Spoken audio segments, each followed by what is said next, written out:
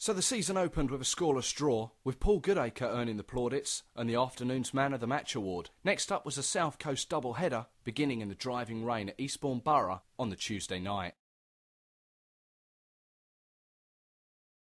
It was hard to believe that at half-time this game was goalless, but 4 second-half strikes from Jason Mason, Greg Pearson, Roy Essendon and a Jack Midson penalty continued the impressive start to the campaign. Following that victory, Blues moved into September 4th in the league and a home match to lowly Dorchester Town.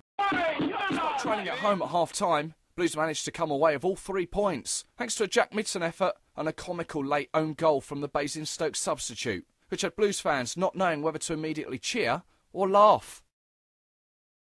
Blues moved into the first round of the FA Trophy, hoping to erase memories of the FA Cup defeat to Wealdstone 2 months earlier.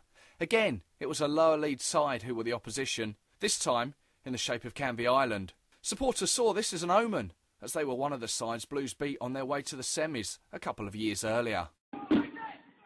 Following the mauling of Cambridge City, Blues faced Braintree, again looking to end the hoodoo that had seen them lose home and away last season and also 6 days previous. A large Blues contingent fought off the New Year's Day hangovers and made the short journey into Essex and packed out the away end, hoping for that elusive win. The game ended in an emphatic victory over the Hawks with 4 different goal scorers: Louis Fazakerley, Greg Pearson, Armour Dean and Michael Stanbrook. And it quickly put to bed any memories of the recent loss to Braintree. And Louis Fazakerley earned his 3rd Man of the Match award. This result pushed the Blues up a couple of places to 6th in the table.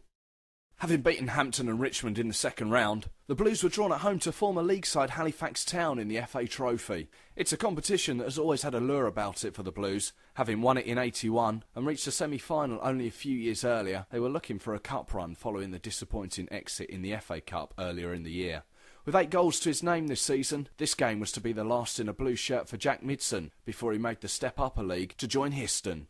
At half-time, 4 down just before the hour. It just wasn't Blues night on a bitterly cold evening, with the Shaman clearly showing their class.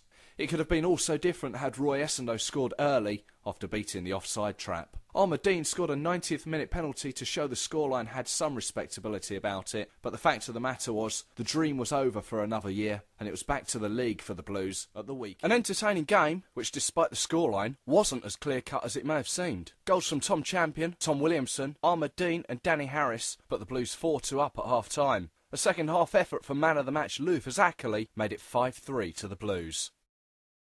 Just as at the start of the season, when Blues had 2 matches in the space of 5 days on the South Coast, the same happened again in mid-February, when they travelled down to lowly Dorchester on the Tuesday night, quickly to be followed by Lewis away. Get it over! This result meant that the last game of the season only had pride to play for. Beaten by Welling United, Blues saw their playoff hopes extinguished. Not even a 26-minute goal by Sierra Leone international Ahmed Dean could rally his comrades as United went on to win by 2 goals to 1. It was left to top scorer Greg Pearson to salvage a point in the last game of a long season. One that at times had seen Blues as real playoff contenders, but frustratingly ended with a 10th place finish.